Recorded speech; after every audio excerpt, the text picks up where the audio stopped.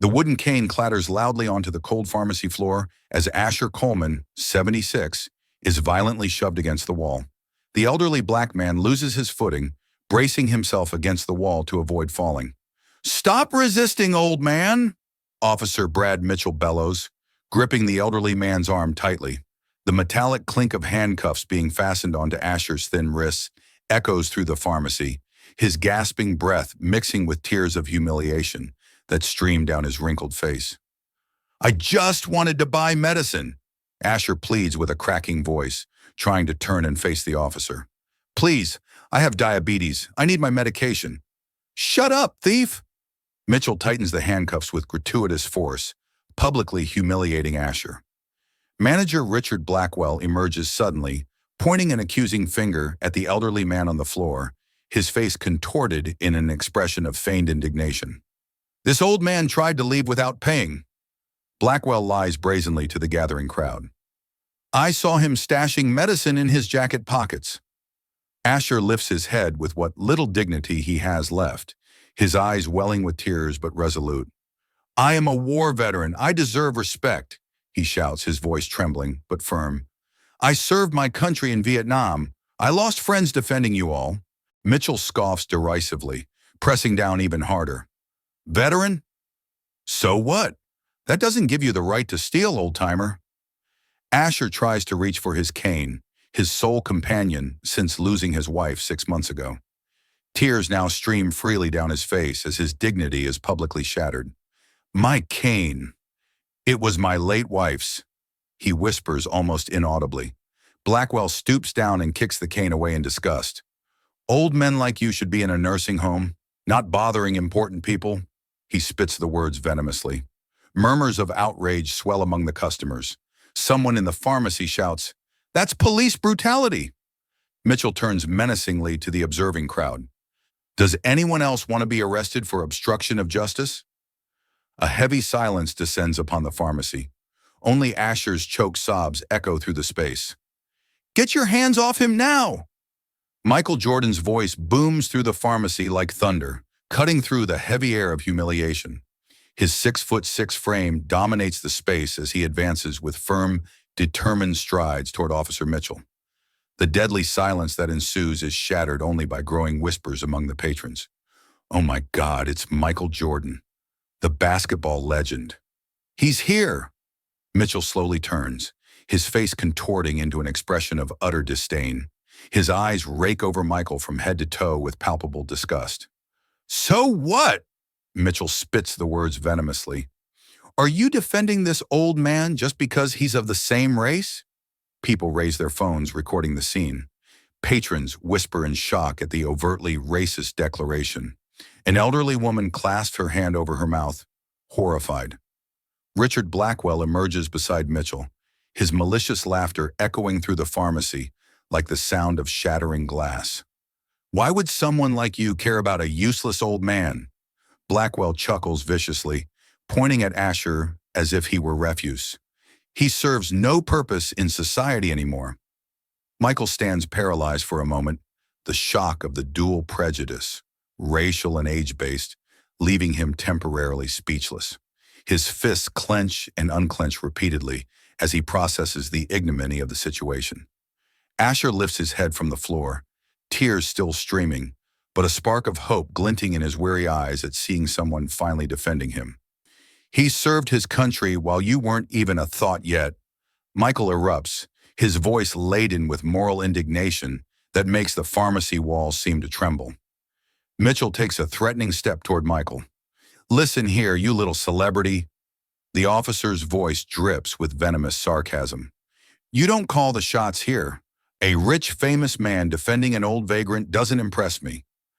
Blackwell approaches with a sadistic grin. "You two are alike." He points alternately at Michael and Asher. "You think you deserve respect just for existing, but I know your kind." The tension in the pharmacy becomes suffocating. Other patrons begin to retreat, sensing that something terrible is about to erupt. Children begin to cry in their mother's arms. "Where is your humanity?" Michael asks, his voice now low but charged with dangerous intensity. "This man is a war veteran." Mitchell scoffs derisively. "War veteran? That old excuse? He kicks Asher's cane. All these old geezers say the same thing when they're caught stealing. Suddenly, the shrill sound of a siren cuts through the air. Tires squeal outside. Hasty footsteps echo in the corridor. Did someone call for backup? Mitchell asks Blackwell, bewildered. I didn't call anyone, Blackwell responds nervously, now visibly sweating.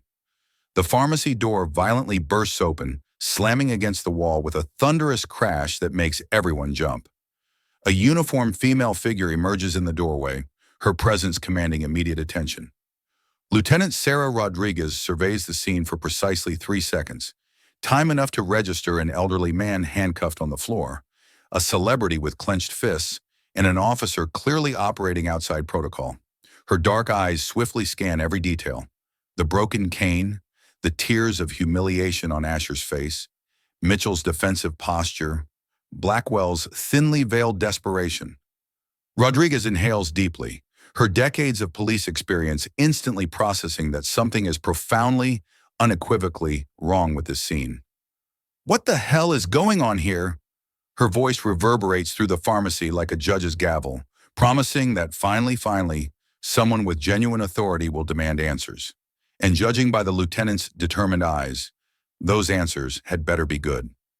Rodriguez strides slowly into the pharmacy's interior, her trained eyes registering every detail of the scene like a high-precision police scanner.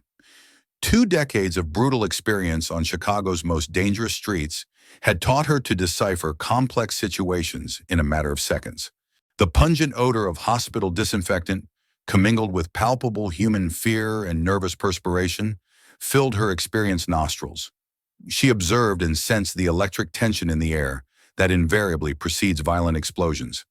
Every element of this scene screamed situation out of control to her acute senses.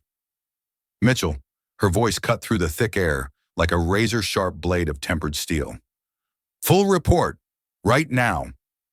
The officer straightened nervously, sweat gleaming visibly on his pale forehead, beads trickling down his temple as he still held Asher by the handcuffs that cruelly bit into the frail, thin wrists of the elderly veteran. Lieutenant Rodriguez, we have a confirmed suspect of shoplifting caught in the act. The director present here personally and with absolute certainty confirmed that he deliberately attempted to leave without paying for the expensive medications. Rodriguez carefully kneels beside Asher, her 2 decades of experienced eyes scrutinizing the elderly man with forensic medical precision. He saw dried tears etching deep furrows into his age-lined cheeks, utterly shattered dignity reflected in his weary yet still proud eyes, tremors in his hands indicative of uncontrolled diabetes, yet absolutely no sign of physical resistance, criminal aggression, or any genuinely suspicious behavior. Asher's dark skin dramatically contrasted with the crimson marks left by the handcuffs. His clothes, though simple and worn, were clean and meticulously maintained. His posture, even shackled and subjected to humiliation, retained vestiges of the military discipline that had never entirely forsaken him. Officer Mitchell, Rodriguez's voice, imbued with a glacial authority that seemed to drop the ambient temperature, cut through the air. Where is the concrete physical evidence of the alleged theft? Mitchell stammered nervously, clearly ill-prepared for such rigorous professional questioning from an experienced superior. Well, the manager established that he witnessed behavior. That is, he personally confirmed observing. I specifically inquired about tangible physical evidence, Officer Mitchell, not personal opinions or what someone subjectively stated or confirmed. Where exactly are the allegedly stolen items? Mitchell cast a desperate glance at Blackwell for salvation, who was now visibly perspiring as if in a sauna, his prior confidence rapidly dissipating like morning mist under a scorching sun. The material evidence is, well, technically, he never physically exited the pharmacy with anything. Therefore, by fundamental legal definition, no theft was consummated, Rodriguez declared with absolute authority that resonated throughout the entire pharmacy. Customers murmured amongst themselves, some shaking their heads in obvious disapproval of the treatment meted out to the elderly man. Young children hid behind their mothers, frightened by the palpable tension in the atmosphere. Michael approached with resolve, extracting an expensive Italian leather wallet, his hands still trembling slightly from contained yet mounting moral indignation. "I am Michael Jordan," he stated, his voice imbued with natural authority. "I will pay for his medication immediately. It amounts to exactly $347. Rodriguez recognized him instantly. It was impossible not to recognize one of the most famous figures on the planet, yet her expression remained utterly professional and impartial. Throughout her extensive career, she dealt with powerful celebrities, corrupt politicians, dangerous criminals, and community saints. All were absolutely equal before the law in her eyes. "Mr. Jordan," she responds with professional deference, "I am profoundly grateful for your generous gesture, but I need to fully and thoroughly understand what transpired here before any situation can be deemed resolved." Blackwell interjects nervously, sweat now visibly coursing down his flushed forehead, staining his expensive dress shirt with damp halos of anxiety. "Lieutenant, please, I implore you, it was merely a simple, silly misunderstanding. Everything is completely settled now, right this instant. There's absolutely no need to involve any further authorities or generate superfluous documentation that could complicate matters unnecessarily." Rodriguez slowly rises, like a predator studying cornered prey, her eyes narrowing dangerously as she observes every micro-expression on Blackwell's perspiring face. Something in his desperate haste to close the case and circumvent investigation triggers every red flag in her vast police experience. She has witnessed this particular anxiety hundreds of times before. It's the classic demeanor of someone with much to conceal, someone who knows that a thorough investigation will unveil crimes far more severe than the ostensible incident. "Director," she says quietly, but with a tone that literally freezes the blood in one's veins, "in my 2 decades of experience, extreme haste to resolve a misunderstanding invariably indicates that it was no misunderstanding at all. The atmosphere in the pharmacy becomes suffocating. Other patrons cease their activities entirely, instinctively sensing they are witnessing something momentous and potentially perilous. Officer Mitchell," Rodriguez commands in a voice that reverberates like thunder, "release that man immediately." But Lieutenant, the director categorically confirmed the legitimate suspicions and, "You heard exactly what I said, Officer Mitchell. Do not make me repeat myself." Mitchell visibly hesitates, glancing alternately at Blackwell as if expecting some miraculous intervention, but finally removes Asher's handcuffs with hands that perceptibly tremble. The elderly man massages his sore and abraded wrists, deep red circles marking where the cold metal had cut into his delicate, wrinkled skin. Rodriguez kneels respectfully beside Asher, his voice mellowing considerably, a stark contrast to the unyielding authority he had demonstrated against Mitchell mere seconds before. "Sir, are you physically unharmed? Do you require professional medical attention? Those marks on your wrists appear painful and may need treatment." "I am physically well, officer," Asher replies, his voice tremulous, yet maintaining an unshakable dignity. "I merely wish to purchase my essential medication for type 2 diabetes. I must take it 3 times a day religiously, or I risk falling into a diabetic coma." Rodriguez notices the military medal hanging from Asher's slender chest, partially obscured by his plain shirt. Her experienced eyes immediately recognize the combat decorations. "And did you possess sufficient financial means to pay for these vital medications?" "Yes, officer," Asher responds with pride, though wounded, yet undiminished. $200 in cash in my wallet, in addition to my military pension debit card, a benefit I receive for my honorable service." Rodriguez turns to Mitchell with a controlled fury that seems to electrify the very air with palpable tension. "Officer Mitchell," her voice cuts like a blade, "you handcuffed an elderly citizen and military veteran without even verifying if he possessed adequate financial wherewithal to pay for his purchase. Director Blackwell stated he observed highly suspicious behavior indicative of—" "What specific behavior, exactly?" Rodriguez explodes. "Being elderly? Being black? Attempting to purchase life-sustaining medication?" The ensuing deathly silence is so profound and fraught with tension that even young children cease their crying entirely. Customers continue filming intensely with their cell phones, whispering amongst themselves about the dramatic confrontation unfolding before their stunned eyes. An elderly lady in line murmurs to her husband, "This is a national disgrace. This poor man is a veteran." A middle-aged man shakes his head in indignation. 20 years of police service, and I've never witnessed anything so debasing. Michael pays for the medication with a deliberately public gesture, handing the money directly to the visibly shaken cashier and eschewing any contact with Blackwell, treating him as if he were invisible and inconsequential. "There," Michael announces loudly for all present to hear and record. "It's fully paid. $347 as requested." Rodriguez's piercing gaze remained fixed on Mitchell, much like a predator intently studying utterly cornered prey with no conceivable escape.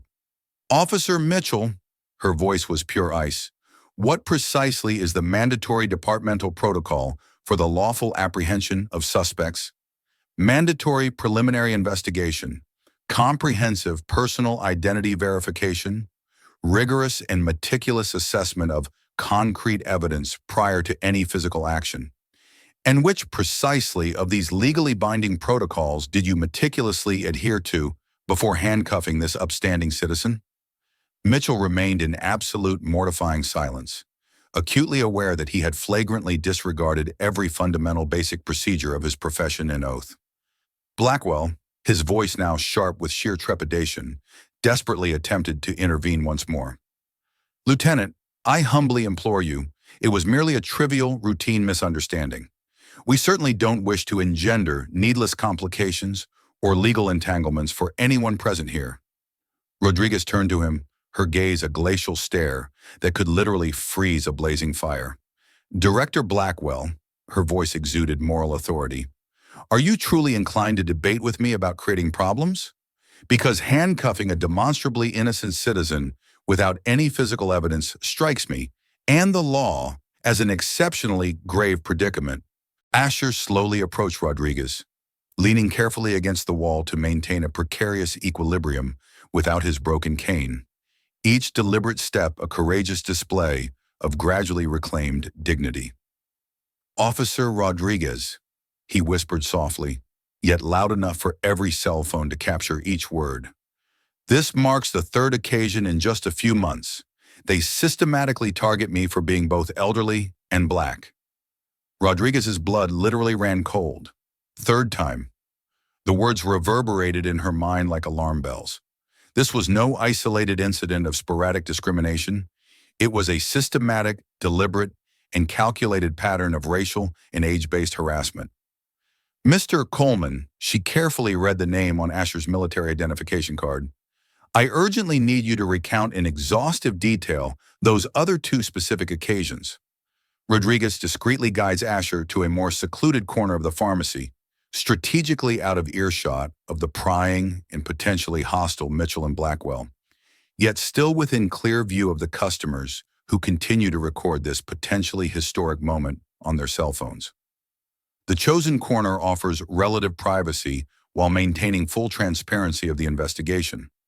Rodriguez positions herself so she can simultaneously observe Asher, Mitchell, Blackwell, and all present customers. "Mr. Coleman," her voice blending professional authority with genuine compassion, "I need you to recount every specific detail regarding those two other incidents.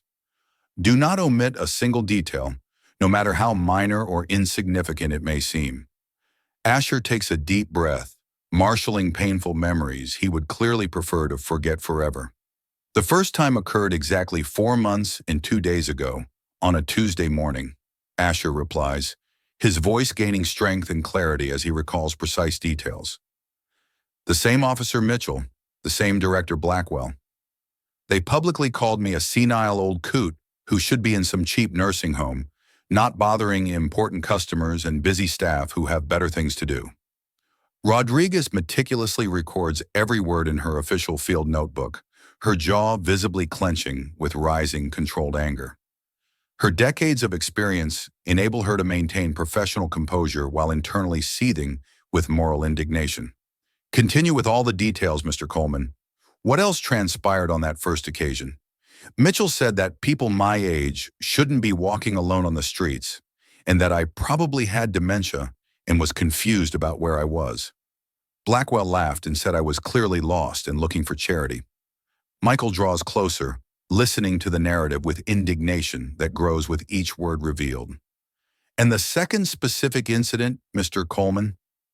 Exactly 6 weeks and 3 days ago, on a Friday afternoon, Asher continues with the military precision typical of veterans. This time they said I was clearly mentally confused and probably suffering from advanced senile dementia.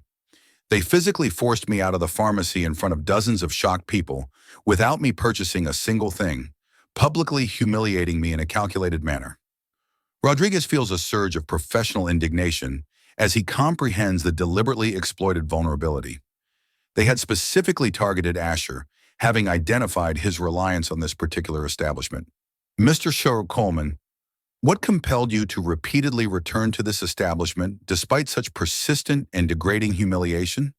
It is the sole pharmacy within an 8-kilometer radius that is sufficiently close to the hospital, where I receive medical treatment thrice weekly, for diabetes and cardiac complications stemming from war injuries, Asher explains, his patience bespeaking an unwavering dignity. I can no longer drive due to age-related tremors and impaired vision. I am entirely reliant on the limited public transportation. This is quite literally the only pharmacy I can readily access given my current physical condition. Rodriguez feels his blood boil as he fully grasps the calculated cruelty. They had identified Asher as easy prey, an elderly veteran dependent on this specific location, rendering him susceptible to systematic psychological manipulation. Mr. Coleman, his voice a blend of compassion and professional resolve, did you attempt to file formal complaints regarding these prior occurrences through official channels? Asher shakes his head somberly, fresh tears glinting in his weary but still resolute eyes.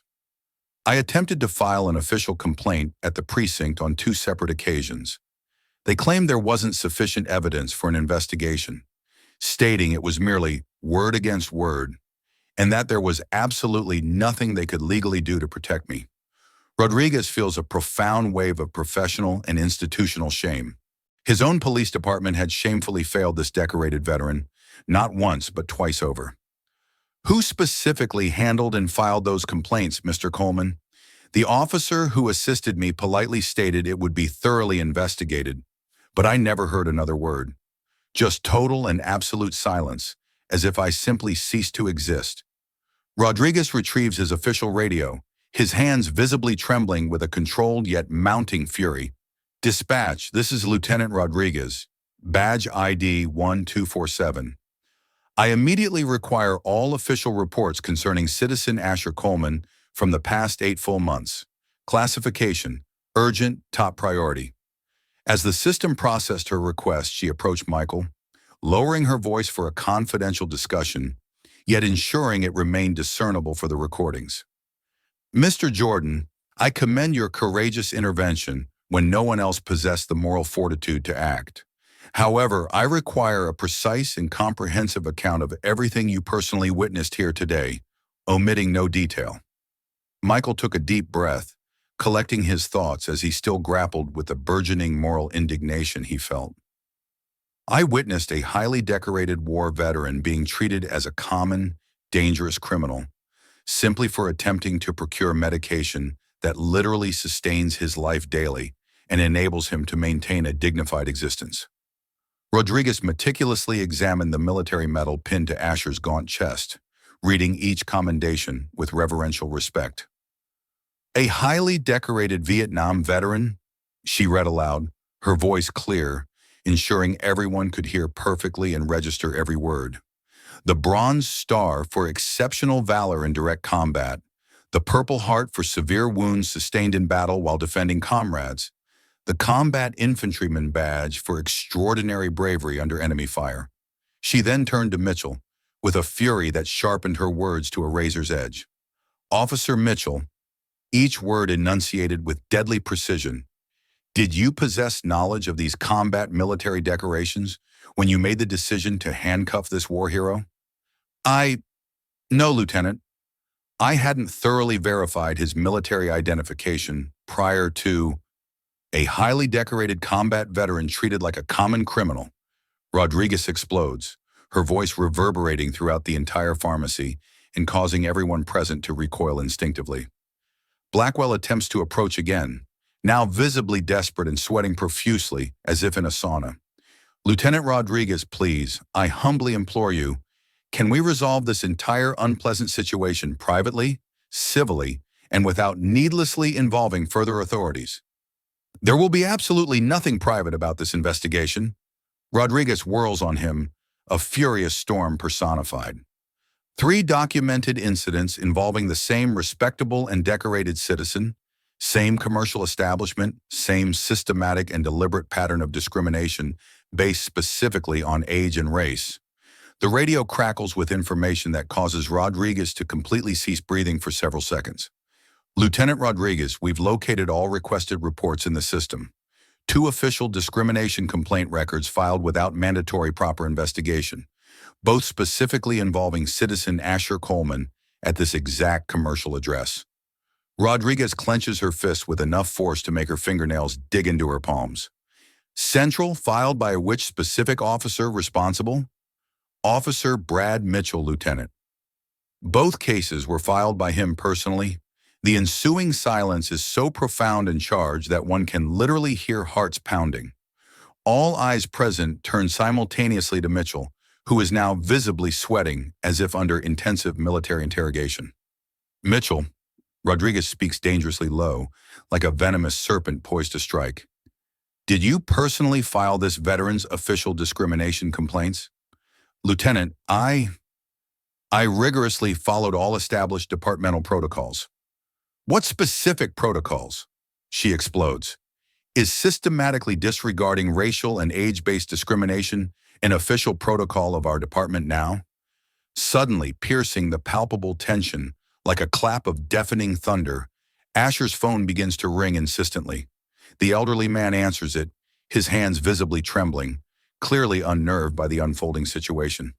"Maya, dear, I'm relatively all right. Don't fret excessively." But the female voice on the other end is in an absolute frenzy of panic, high-pitched and desperate enough for everyone in the pharmacy to distinctly catch every word. "Grandpa, the video of your humiliation has gone completely viral on the internet. The entire nation is watching it. 2 million views in just 1 hour." Mere minutes later, Maya Coleman bursts into the pharmacy like a devastating maelstrom of intense maternal concern and uncontrolled righteous indignation. Her blue hospital scrubs offer crystalline proof that she had abandoned everything, rushing directly from the hospital to protect her beloved grandfather. Her facial expression commingles genuine terror for her grandfather's well-being with a moral indignation that blazes in her dark eyes. She utterly disregards everyone else present, all the cameras, the entire political debacle. Her focus is singularly fixed on Asher. "Grandpa!" she cries, striding purposefully across the pharmacy, utterly oblivious to all others present, staff, customers, and even the authorities. Rodriguez immediately recognizes her, her expression shifting dramatically from professional surprise to one of deeply personal and emotional recognition. "Maya? Maya Coleman from the geriatric ward at Chicago General? Lieutenant Rodriguez?" Maya freezes in absolute astonishment, still clutching her grandfather protectively in her arms. "What precisely are you doing here? How do you know my grandfather? What exactly is transpiring?" "You know my granddaughter personally?" Asher queries, taken aback, his gaze flitting between the 2 women. "She is the exceptional head nurse who quite literally saved my elderly mother's life at Chicago General Hospital." Rodriguez elucidates, genuine emotion welling in her voice.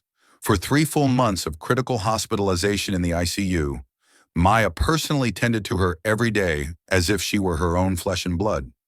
Michael literally feels the world grind to a complete halt around him, as if time itself had been suspended.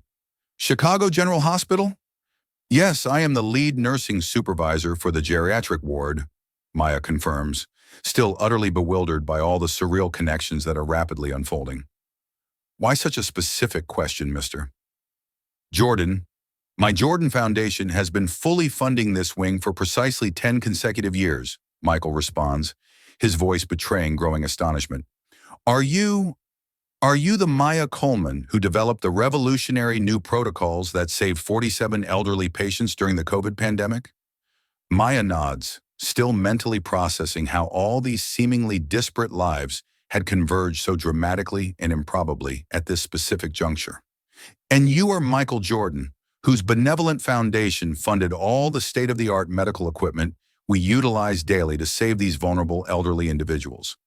Rodriguez felt literal shivers coursing down her entire spine as the pieces of the cosmic puzzle flawlessly interlocked.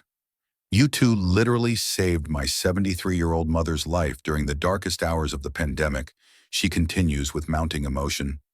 Maya through exceptional medical care, and Michael through the funding that made her treatment viable. And now we discover that Maya's grandfather is a decorated veteran being systematically targeted by racism and ageism in our very own city. The connections began to coalesce clearly for everyone present, weaving a web of relationships that seemed almost impossible to be mere coincidence. Maya fixed Mitchell with a gaze of such pure and intense hatred that it literally seemed to scorch the surrounding air. Are you the corrupt, racist officer who humiliated my veteran grandfather on 3 separate occasions? Mitchell frantically attempted to defend himself, but his voice sounded weak and pathetic. Ma'am, I was merely following established departmental protocols and— Do not call me ma'am, you social parasite! Maya erupted with a fury that physically rattled the entire pharmacy. I saved the precious lives of innocent children every day of my life, while you systematically dismantle the dignity of brave veterans who defended this country with their very lives. Rodriguez felt her radio vibrating insistently against her hip. She answered with a burgeoning sense of profound unease in her stomach. Rodriguez here, report. Lieutenant, the voice came, urgent and clearly perturbed. You need to get down to Central Precinct immediately. We've uncovered something exceedingly serious about Officer Brad Mitchell that will completely alter this case and turn everything on its head. Rodriguez's blood literally runs cold instantaneously. An urgent summons from the precinct regarding a specific officer signals an active and serious internal investigation. It implies Mitchell may be implicated in offenses far more egregious and widespread than mere isolated racial discrimination. Can I receive some preliminary details via radio to ascertain the gravity of the situation? Negative, Lieutenant. This information is highly classified and extraordinarily sensitive. Your immediate and personal physical presence is imperative. Bring Mitchell with you. Rodriguez fixes Michael with a grave expression that conveys the utmost gravity of the circumstances. Mr. Jordan, may I place my absolute trust in you to remain here, safeguarding Maya and Asher, while I promptly address this urgent matter at the precinct? Absolutely, Lieutenant. We will not depart until your return. Rodriguez approaches Mitchell, radiating an absolute and unwavering authority. Officer Mitchell, you will accompany me to the precinct immediately. This is neither a request nor a suggestion. Lieutenant, may I inquire specifically about the nature of this urgent summons? You will be apprised of all the particulars upon our arrival, jointly with me for the initial briefing. She then turns her gaze to Blackwell, who is attempting to discreetly conceal himself behind the pharmacy counter, like a craven. Mr. Director Blackwell, you are not to depart this city under any circumstances. We shall have a most thorough and protracted discussion in the very near future. As Rodriguez and Mitchell exit the pharmacy, Maya clutches her grandfather in a desperate embrace, as though attempting to shield him from all the world's adversities. Grandpa, I must inform you about the viral video. It now boasts over 3 million views and is expanding exponentially. The entire nation is witnessing your humiliation and is absolutely incensed by the egregious injustice. Is that advantageous or detrimental to our predicament? Asher queries with a touching naivete characteristic of his generation, one that does not yet fully grasp the profound influence of social media. Michael responds with a resolve that burns fiercely in his gaze. This signifies that never again, anywhere within this nation, shall anyone be permitted to inflict such indignities upon you or any other elderly veteran without confronting nationwide repercussions. However, before anyone could adequately respond or fully assimilate this potent pledge, Rodriguez's phone blares on speakerphone, severing the moment like a honed blade. Rodriguez, Lieutenant, The voice resonates with an even greater desperation than before. You must report here immediately. We've just unearthed a discovery concerning Officer Mitchell that will blow this case wide open, escalating it into a federal investigation with far-reaching national ramifications. Within the Chicago Police Headquarters, an imposing edifice of concrete and glass that stands as a testament to decades of law enforcement, Rodriguez stepped into the Special Investigations Room. There, a veritable mountain of documents, high-resolution photographs, meticulously detailed bank statements, and physical evidence awaited her, arrayed like the macabre spoils of modern-day buccaneers. The room was illuminated by cold fluorescent lights, casting stark, dramatic shadows across the strained faces of the investigators present. The air hung heavy with professional tension and the profound gravity of their discovery. Detective James Morrison, a respected 15-year veteran specializing in intricate cases of police corruption and organized crime, wore the most somber expression Rodriguez had ever witnessed in her entire career. His eyes mirrored the profound gravitas of someone who had unearthed something truly dire. "Rodriguez," Morrison began, his voice controlled yet imbued with an unmistakable urgency. "Please take a seat and mentally steel yourself. What we've uncovered is infinitely worse than anything we conceived possible when we initiated this seemingly routine investigation." He began to methodically erase surveillance photographs, detailed bank statements, phone records, and official reports across the table, much like a seasoned detective dealing a hand of deadly cards in a life-or-death poker game. Mitchell received a precise $50,000 in direct, traceable payments from Richard Blackwell over the past 8 months, Morrison revealed, his voice laced with professional indignation. Fully documented bank transfers, regular deposits, without any discernible attempt to conceal the transactions. Rodriguez picked up the documents, her hands beginning to tremble involuntarily, her eyes widening incrementally as she processed the shocking magnitude of the systemic corruption unfolding before her. $50,000? In exchange for what precisely? To systematically coerce elderly and vulnerable families into selling their valuable properties at absurdly low prices through a coordinated and calculated campaign of psychological terror, public humiliation, and legal intimidation. Morrison gestured towards a detailed map on the wall, bristling with red pins like markers of war, each pin signifying a shattered family. 12 families completely evicted in just 8 months, all exclusively elderly, the overwhelming majority Black or Hispanic. The method was invariably identical: calculated public humiliation, fabricated criminal charges, systematic and relentless psychological pressure until they were emotionally broken and ceased resistance. And were all these properties conveyed to the same specific corporation?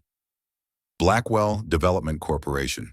He systematically acquired them for 20 to 30% of their true market value, after psychologically traumatizing the families until they completely relinquished their will to resist. Rodriguez felt a genuine wave of physical nausea rising in her throat. The methodical and deliberate cruelty made her stomach churn. How much exactly is Asher Coleman's property worth in the current real estate market? $2.5 million. It's literally the last property he needs to acquire to finalize a construction deal with millionaire New York investors for a total of $50 million. Morrison pulled more documents from the stack. But Rodriguez, there's something far worse than mere bribery. Mitchell wasn't just passively accepting payments. He was actively hunting and identifying specific vulnerable families for Blackwell to exploit. Rodriguez felt the blood drain completely from her face. The betrayal of his uniform and oath surpassed anything she had conceived possible. "Go on, Morrison. I need to know everything." Mitchell utilized police databases to identify elderly individuals living alone, isolated veterans, people with health issues rendering them reliant on specific locations. He would then fabricate incidents to justify systematic persecution. The phone on the desk rang with an urgent, ominous tone.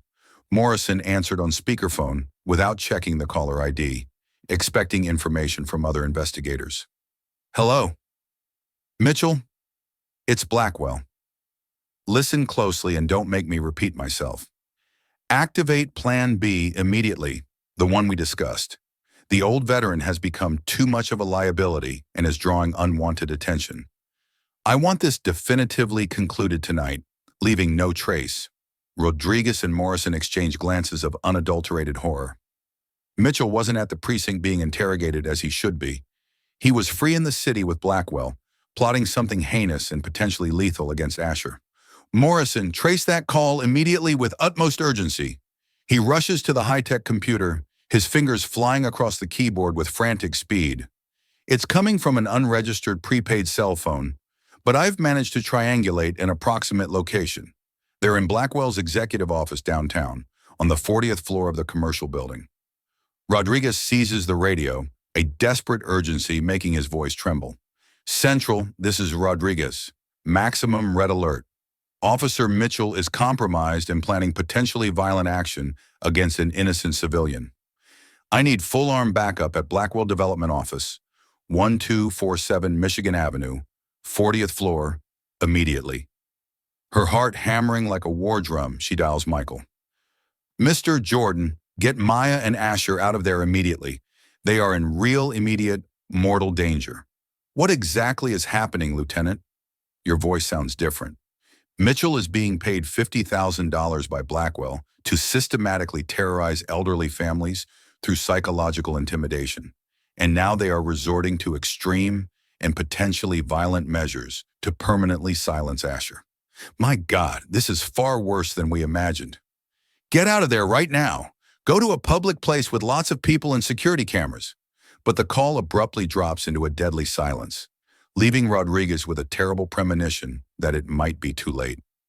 Rodriguez races through the bustling streets of Chicago, sirens blaring at maximum volume. Morrison beside him systematically checking lethal weaponry, a full tactical team of 8 specialized officers following in 3 armored vehicles. The radio crackles incessantly with urgent updates from multiple units. Chicago traffic parts automatically before the police cavalcade, drivers quickly pulling over to yield to the emergency. The sirens echo between the buildings like modern war cries. Central, this is Unit 47. We've arrived at Blackwell's commercial office. The building is completely devoid of personnel, but we've found extremely disturbing evidence in the executive office. Rodriguez grips the radio, his hand visibly trembling with pure adrenaline. What specific type of evidence did you find? Detailed architectural blueprints of Asher Coleman's house strategically laid out on the executive desk. Maps of the surrounding streets with multiple escape routes meticulously marked with red pen. A detailed list of equipment that looks military or paramedical. Rodriguez's stomach plummets like a free-falling elevator. That's Asher's house. He's going to assault the house directly. Rodriguez floors the accelerator, pushing the vehicle to its physical limits, sirens piercing the air like shrieks of urban agony. Pedestrians halt on the sidewalks to observe the police cavalcade pass by. Morrison meticulously inspects their tactical gear as they load both lethal and non-lethal weaponry. Rodriguez, he states with professional gravitas, if Mitchell is indeed pursuing this course of action, he is privy to all our standard operating protocols, our siege tactics, our communication codes, and our vulnerabilities. It will be akin to engaging one of our own trained operatives. He ceased to be one of us the precise moment he accepted the first illicit payment to pursue innocent veterans. The radio crackles with an update that sends a chill down Rodriguez's spine. Rodriguez, Unit 23 reporting. We've confirmed Mitchell's official vehicle strategically parked 2 blocks from the Coleman residence. It appears they are in a coordinated holding pattern, awaiting a specific juncture. Rodriguez feels his stomach clench into agonizing knots of apprehension. Morrison, they're going to plant illicit narcotics in the house and then discover them upon Asher's arrival. They'll claim he violently resisted arrest, necessitating the use of force. How can you be so certain of this specific strategy? Because I've known Mitchell for a decade. We've worked together on operations. It's precisely the tactic he would employ if he intended to incriminate someone in a manner that would preclude anyone from ever doubting or questioning the official narrative. They reach Oak Street at a velocity that causes their tires to shriek against the pavement. Rodriguez spots Asher's house at the end of the street. A modest blue house with a garden meticulously tended by elderly hands, an impeccably whitewashed picket fence, and an American flag proudly unfurling from its pole as a potent symbol of unwavering patriotism. But something is terribly, overtly amiss. The front door stands ajar, swinging silently in the evening breeze. Asher would never leave his door unsecured, particularly after years of military training emphasizing residential security protocols. Morrison, the house is open. Asher would never leave a door unlocked, much less ajar. They halt their vehicle strategically a block away for a tactical assessment. Rodriguez retrieves precision military binoculars. I detect suspicious, coordinated movement within. Multiple figures are maneuvering with military intent. Someone is unequivocally inside the residence who ought not to be. Suddenly, a black, unmarked van pulls to an abrupt stop directly in front of the house, with the calculated precision of a military vehicle. 4 men clad entirely in black tactical gear emerge swiftly, breaching the property with a coordinated precision that bespeaks professional military training. These are definitely not regular law enforcement officers, Morrison observes with mounting concern. Blackwell has hired professional mercenaries or paramilitary operatives. Rodriguez feels her blood literally run cold as she sees Michael, Maya, and Asher innocently approaching from across the street, walking directly into a deadly snare, utterly unaware of the extreme peril awaiting them. They're heading directly into a potentially fatal ambush. She seizes the megaphone and bellows with the full force of her lungs. "Michael Jordan! Halt at once! Do not enter the house!" But it is too late. The door slams shut behind them with an ominous thud that reverberates down the silent street.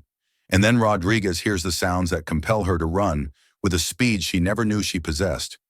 Desperate screams emanating from within the house, a solitary gunshot, and then absolute deadly silence. Rodriguez and Morrison sprint towards the house, weapons drawn and ready, when they hear more terrified shrieks from inside, followed by unmistakable sounds of violent struggle and furniture splintering. The tactical team secures the perimeter in a flawless military formation in under 30 seconds. The tranquil residential street instantly transforms into an urban war zone.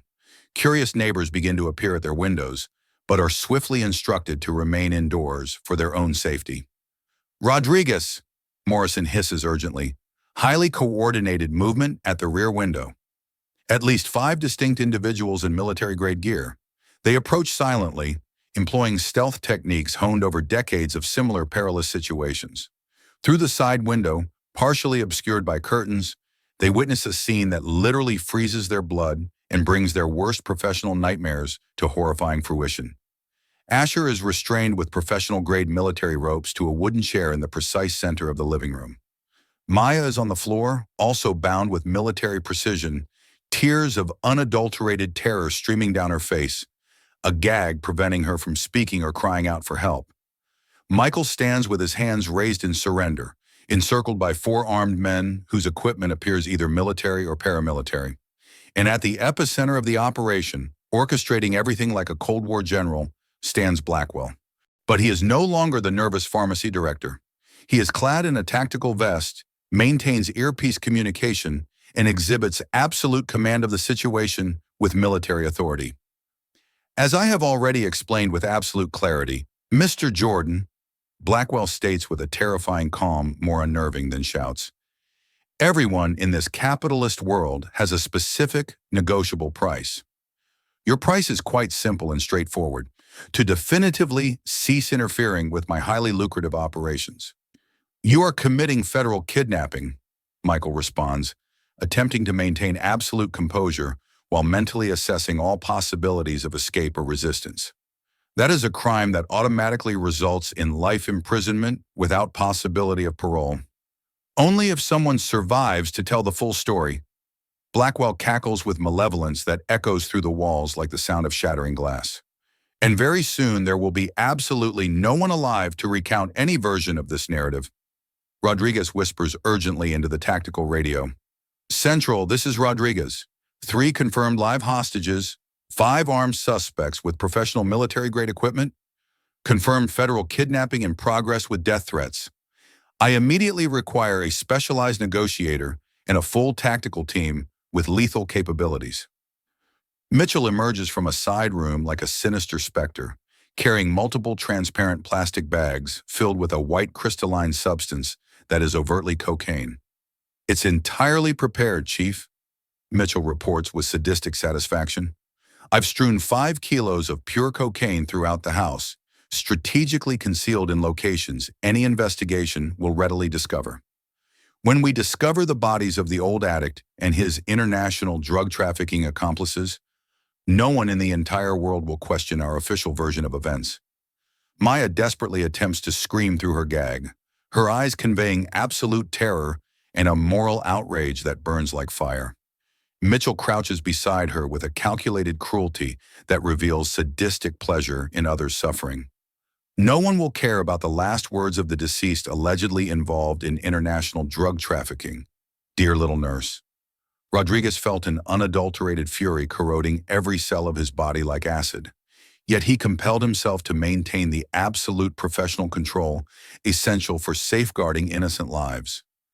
Asher lifted his head with unshakable military dignity, meeting Mitchell's gaze directly without betraying a single iota of fear, even in the face of imminent death. "I served 3 straight years in direct combat in Vietnam to protect men exactly like the one you should have become. How can you utterly betray everything this uniform represents and all the values we swore to live and die for?" "Because you're utterly worthless, you pathetic old man," Mitchell retorted, his voice brimming with a hatred that laid bare years of accumulated resentment. "Your antiquated, decrepit generation already squandered its golden opportunity. It's time for you to finally clear the path for productive, ambitious young people like me." Blackwell checked his expensive military watch with mounting impatience. "Enough of this trite pontificating and dilly-dallying. Mitchell, execute this sordid task immediately, without further delay." Mitchell unholstered his service weapon and aimed it directly at Asher's temple. "Any pathetic last words before you die, you utterly worthless old relic?" Asher looked directly back at him, without betraying even a flicker of fear, even in the face of imminent execution. "Yes, I do. You're going to spend the rest of your miserable life languishing in a maximum security cell." Mitchell laughed with a mounting hysteria that bordered on outright madness. "Who exactly is going to arrest me, you demented old fool?" "I'm a respected, decorated police officer. I'll simply state that you 3 violently attacked first, and I was merely exercising absolute self-preservation." Suddenly piercing the deadly tension like a deafening clap of thunder, Michael's phone rang insistently.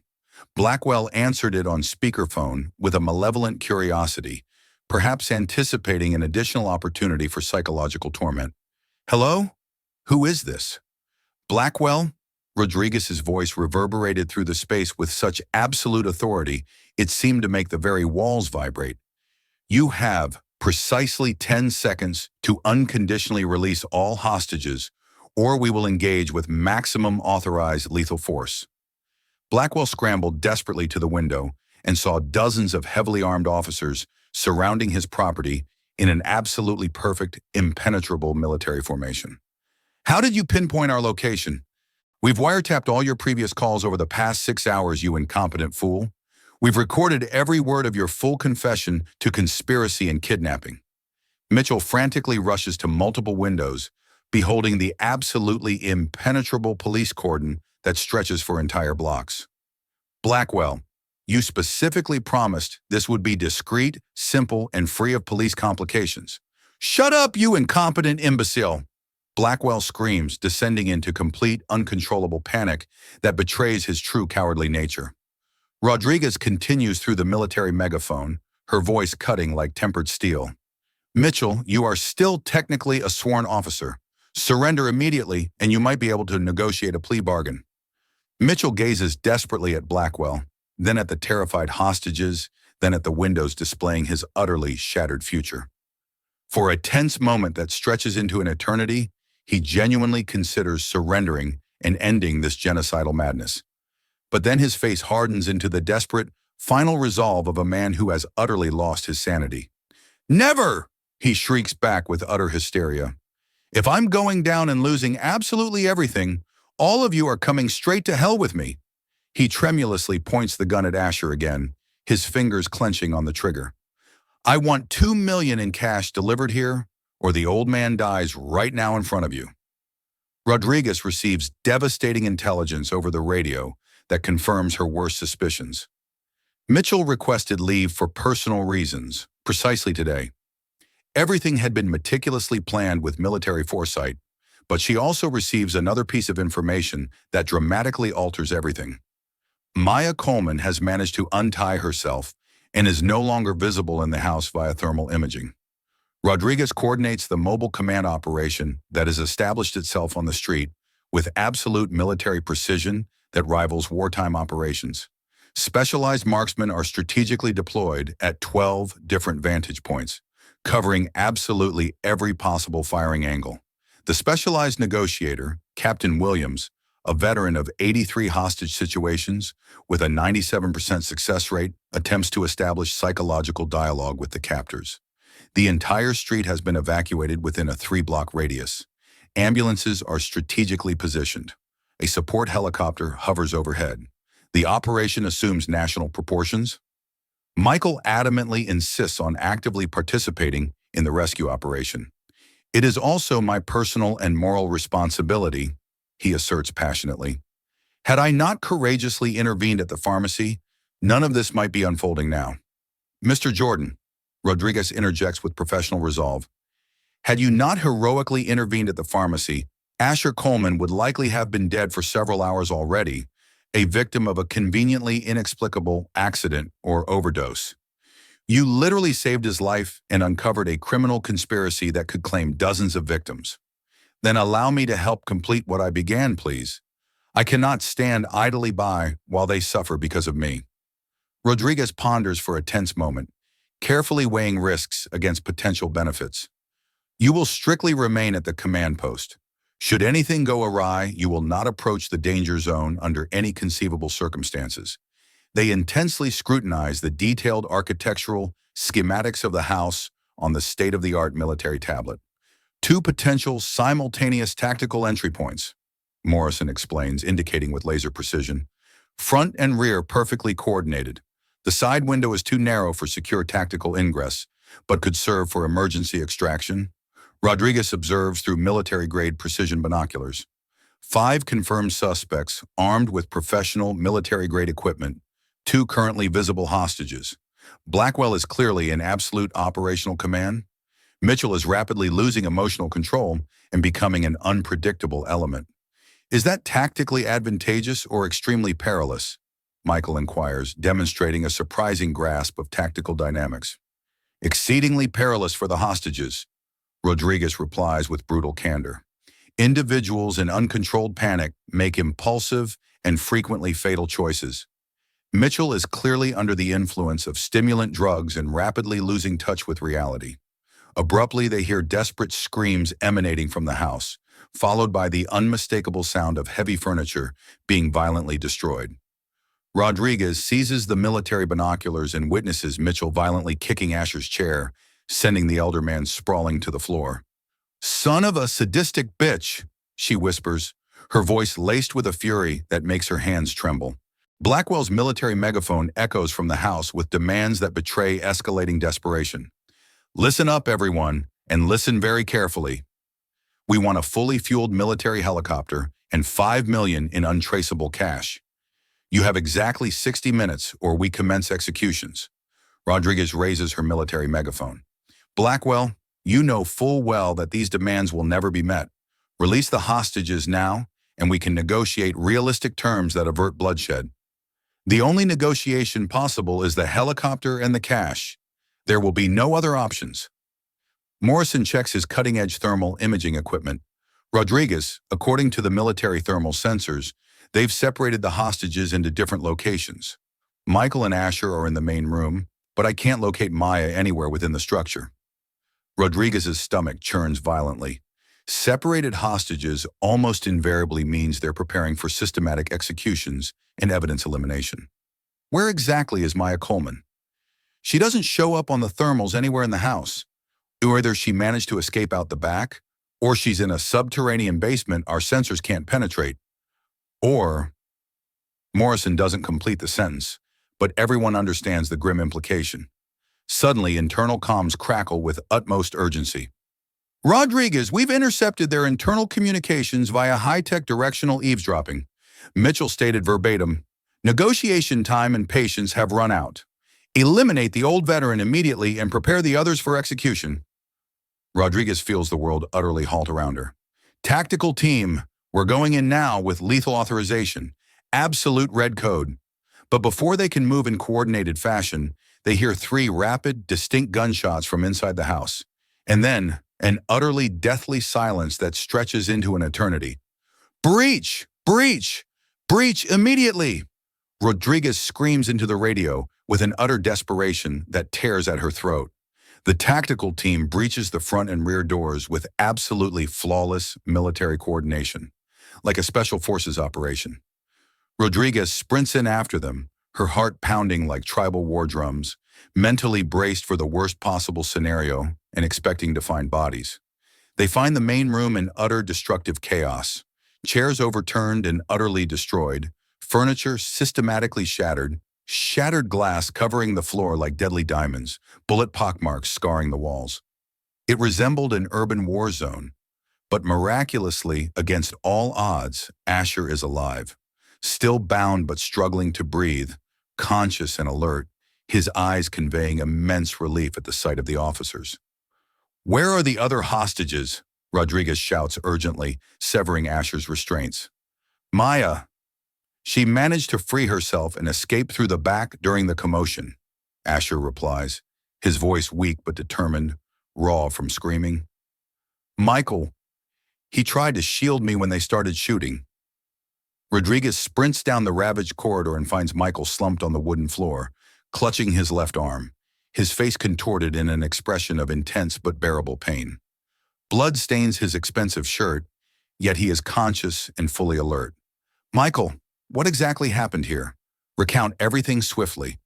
They attempted to execute Asher in cold blood, like an animal. He responds, his breathing labored. I interposed myself when I saw Mitchell raising his weapon and deliberately pulling the trigger. Where are Mitchell and Blackwell at this moment? They made a hasty retreat via the rear exit in utter panic when they detected your forceful entry through the front.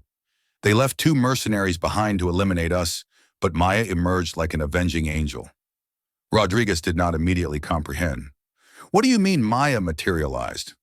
She had been hiding in the basement, managed to procure a weapon from one of the mercenaries, and neutralize them before they could kill us. She saved our lives. Rodriguez barks into the radio with newfound urgency. Primary suspects have fled through the rear. Blackwell and Mitchell are still at large. Completely cordon off all blocks within a 2-kilometer radius. Paramedics rapidly deploy in a medical formation and commence immediate treatment for Michael. The bullet wound traversed the arm muscle without striking any major bones, arteries, or nerves. You're going to make a full recovery, sir. The paramedic confirms professionally after a thorough examination. A few weeks of recuperation and physical therapy, and you'll be as good as new. Rodriguez receives a crucial update via radio that changes everything. Lieutenant, we've cornered Mitchell in an abandoned industrial area 4 blocks from here. He's alone, armed, and clearly experiencing a mental breakdown. Blackwell apparently managed to escape in a getaway vehicle. How is Mitchell alone? Where are the remaining mercenaries? Maya completely neutralized them here in the house, utilizing tactics she acquired during mandatory military training for nurses. The other 2 vanished upon realizing the operation had utterly failed. They were professional paid mercenaries with no personal allegiance to anyone.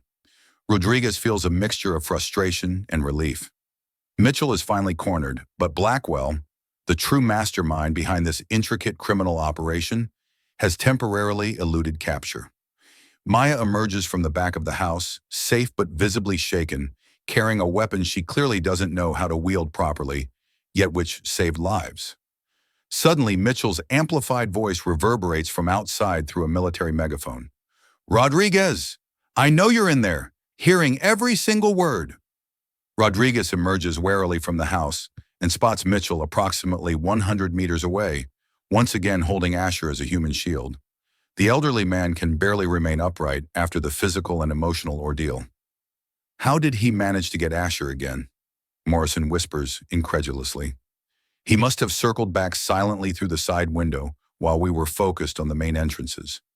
He snatched the old man amid the total chaos as we were tending to the wounded.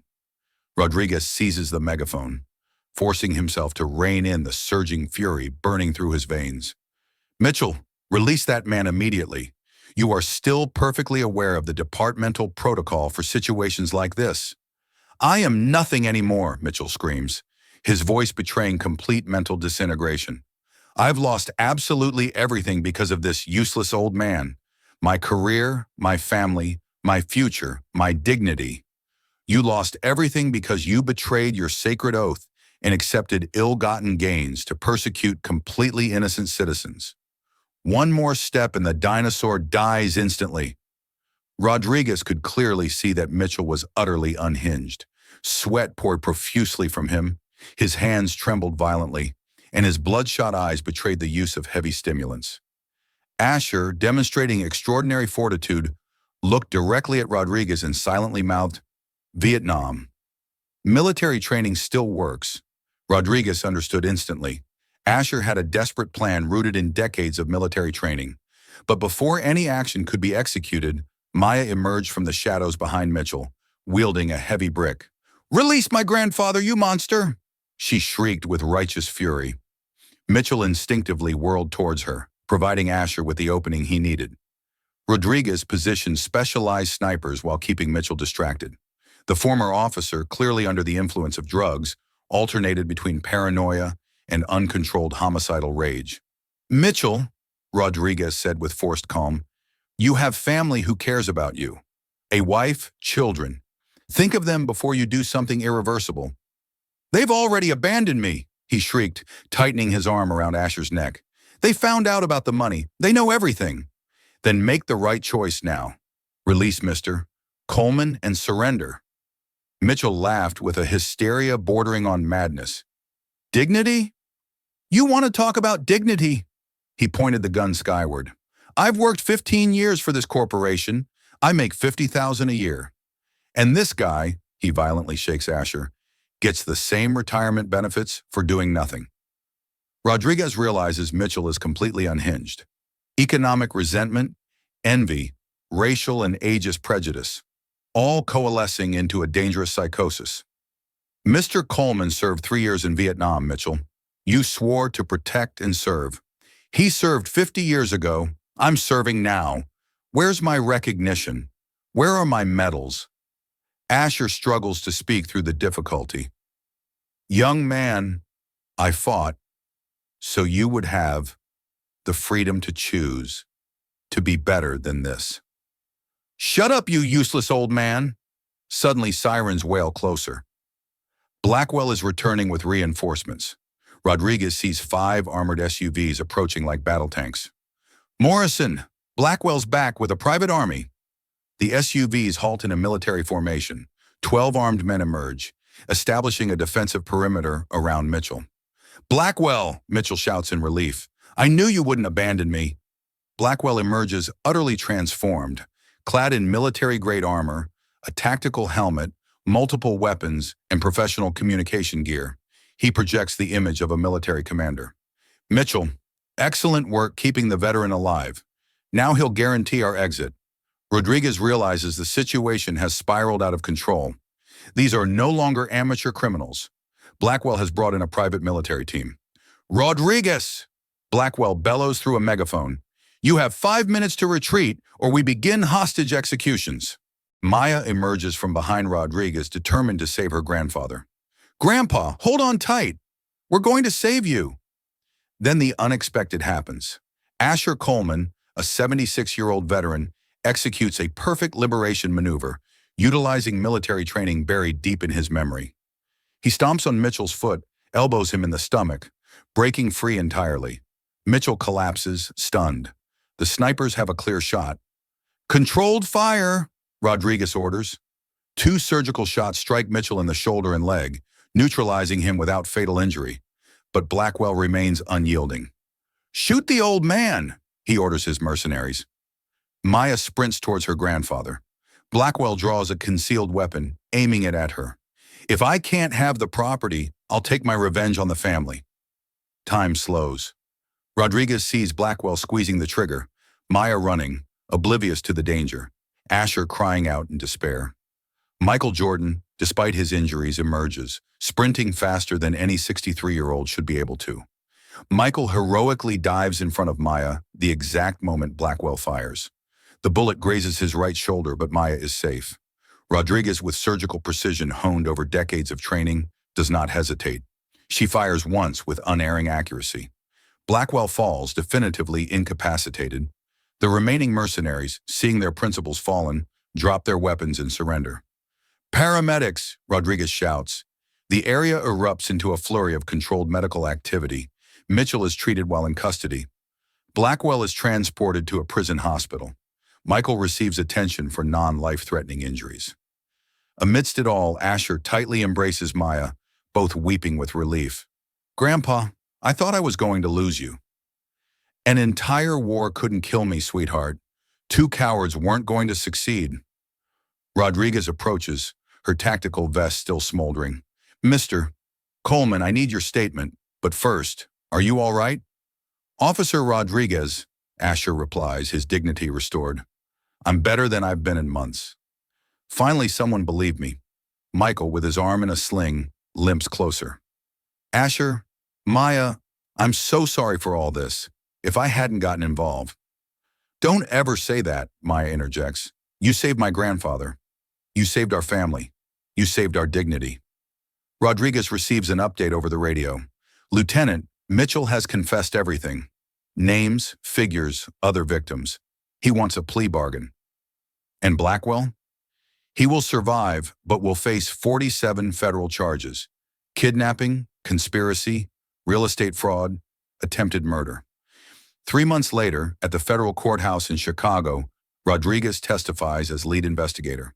"Ladies and gentlemen of the jury," she declares with moral authority, "this case represents more than individual crimes.